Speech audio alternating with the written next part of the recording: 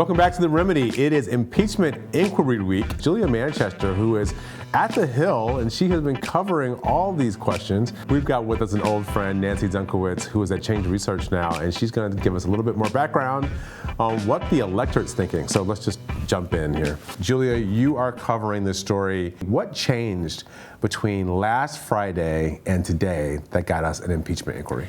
It's been so much that has really changed. But I would say that Nancy Pelosi on Tuesday was given cover by a lot of moderate House Democrats that were in districts in Virginia or other states that maybe had gone for President Trump in 2016 but flipped in 2018. And we saw that she was trying to give cover to them before by not wanting to wade into this impeachment issue. However, once they started to come out in favor of it and even more members of her caucus came out in favor of it, I think she was felt much more confident that they could do this in a very unified way. One thing that's important to note, it's still an inquiry. There's no timeline on this, so we're going to still see her proceeding very much with caution on this issue. So it'll be interesting to see what some of the more progressive members of the caucus, maybe like Al Green, who has been from Texas, who has been pushing for impeachment ever since 2017 when President Trump took office, how they'll react to this. But after that, we saw that this whistleblower complaint dropped just, we saw the whole transcript from the actual complaint that was revealed yesterday, and a lot of it was appeared to be corroborated with that phone call that President Trump had with the Ukrainian president. So lots of developments, really seems to be a moving story, but I think the big takeaway is the fact that Republicans in particular, and I would look at the Senate in particular, are kind of in a bit of a precarious situation right now. So one question that was on the table earlier in the week: was Nancy Pelosi going to put this in Judiciary Committee? Was she going to appoint a select committee to oversee this?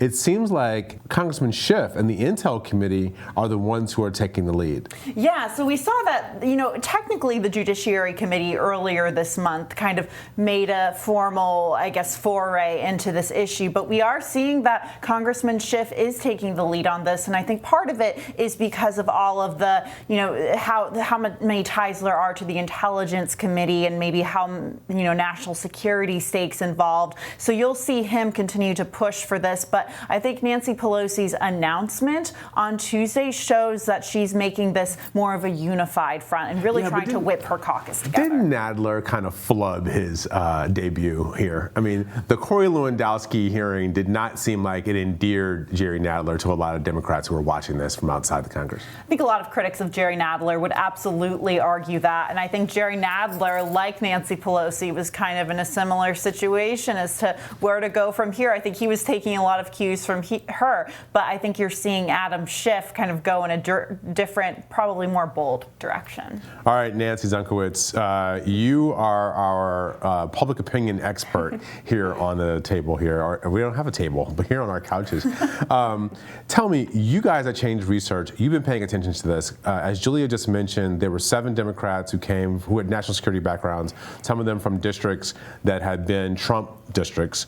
You guys took a look at some of these districts, and you've got some new research. Right. So we urgently went into the field because we really wanted to understand how were voters in these districts that Trump won, but Democrats now hold, reacting to all of this new development, a different phase of the impeachment conversation.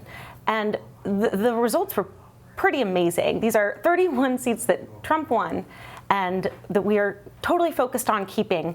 And the great news here is that 50% already support impeachment. These are 31 Democrats who hold seats where Donald Trump won against Hillary Clinton last time. And you found that in those districts, 50% of the electorate support an impeachment inquiry. The national numbers that I was just looking at, a few different places. Let's look at Morning Consult. So after the Mueller report, they said 34% supported impeachment. After Mueller's testimony, they had 37% supported impeachment. After the Ukraine news dropped, it went to 43%. And we saw some similar things out of the YouGov HuffPost poll, 37 after the report, 41 after Mueller's testimony. Now they've got it up to 47. So people are all showing a trend of people moving, but they're still under 50. What's interesting about your research is that you're saying in the Trump districts, it's already at 50. Correct. Now, to be sure, within that number, you have much more intensity among the opponents. However, after they hear a little bit more about the debate. We give them messages on both sides. They learn more information. Intensity is at the same.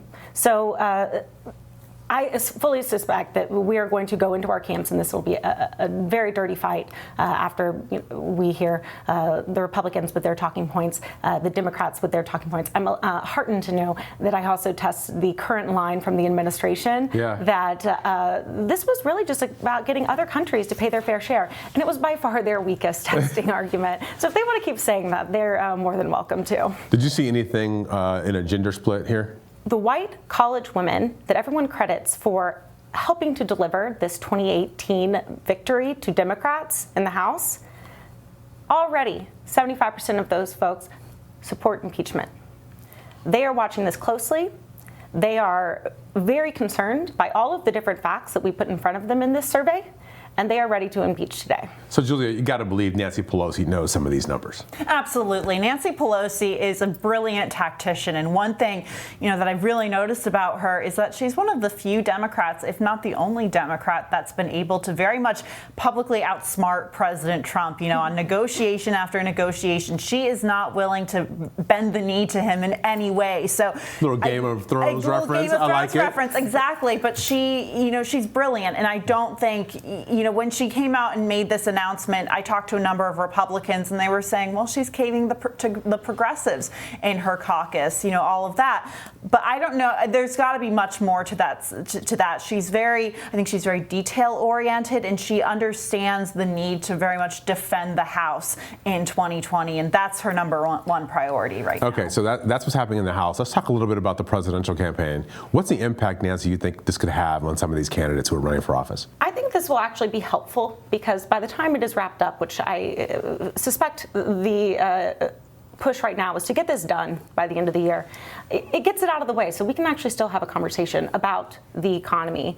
We can still have a conversation about corruption, and it won't just be about the corruption of election engineering attempts by the president and seemingly trying to relitigate 2016. We can have a new, fresh discussion about that. It also is helpful to remember that we have now given all of these powers to all these committees to unearth new evidence that could be extremely damaging to the president. Think about tax returns, for example. That is something that can completely undermine this persona that he has tried to have of being a self-made man who is doing this from the goodness of his heart and can't be bought. I would really like to see a debate in 2016 about who government works for and what we're going to do to make it work for everybody else, with a contrast built around the way that Donald Trump has used government to benefit him at the expense of the middle class. You tested some messages around what people were paying attention to. We did a poll here, our Hill-Harris X poll, that said about 85% of people were paying a lot of attention to this. We just had it come out today for What America's Thinking, a show you might remember. Yes. Did you find that people knew something already about this before you started talking to them about any new messages you were testing? Correct. So about 64% said that they were following this very closely. Of course, Clinton voters were following this more so than Trump voters were still, but that's a lot of people are following this closely. I feel like it has been all over the news, and something different about all of this is that it has a national security component to it. And did that matter, you think? Absolutely. You think it matters on the Hill, Julia, because you were saying that's one of the reasons why it might have ended up. Right. Yeah. So actually, Congresswoman Katie Hill, one of these progressives that was elected in 2018, she's from California. She had an interview with MSNBC's Chris Hayes, I believe it was Tuesday night, and she essentially said that this is a national security issue, and her constituents very much care about that. And we've been hearing that national security has been in the forefront really ever since 2016 because of the Russian election meddling, but also because of, I think it ties into a number of other foreign policy issues such as trade. And we know that President Trump has very much been pushing this narrative of I can negotiate, I'm the author of the art of the deal. However, if we're seeing this is how he's conducting diplomacy, I could potentially see that. And obviously I'm not in the field polling like Nancy is, but I think it's possible that you can see some voters, especially some Democratic voters, get really galvanized. All right, so are Democrats on the Hill, are they worried about this? And you could tell me also, Nancy, from the people that you talk to, are Democrats worried about the messaging around this? I've talked to Democrats this week who said, listen, if we are talking about 3 or 4 different reasons to impeach Donald Trump, that's a disaster. We need to come up with something that's a central point that we're trying to make about Trump and then keep driving that home. I mean, you hearing this kind of concern on the Hill? Yes, I've heard the same kind of concern, just that they message it correctly. I think they need to be unified on this message. I think the Democratic caucus over the past, ever since they took office earlier in January, there hasn't been too much unity on the issue. So I think that's something they're definitely going to push. I think you're also going to see Democrats try to, tie this to President Trump's approval ratings in some way and say this is in a way the will of the voters or something like that. So I think I've been hearing around the same thing. Nancy, there's so many threads to pull on, I think, when Democrats think about the Trump presidency. Anything that you're saying in terms of where the focus ought to be in terms of voters and keeping them on board? I think that they should stay focused on how Donald Trump broke the law, admitted to breaking the law, so that he could use taxpayer money in a way that actually undermines our national security, and then tried to cover it up and violated the law in the process. He breaks the law, nobody's above the law, and it puts us at risk. It is a national security risk. And I think that is a much more powerful argument for Democrats to make. It has been very difficult to make it because every time you are invited to go on television as a Democrat, you were talking about something so procedural. It's some person that you've never heard of in this administration didn't show up today, or tried to claim that they had executive privilege, and it's an outrage because this has never happened before. And that doesn't get to voters in the same way as this very clear example of violating the law, trying to have a cover-up in real time, and it all connects to something that everyone has an interest in, which is our security.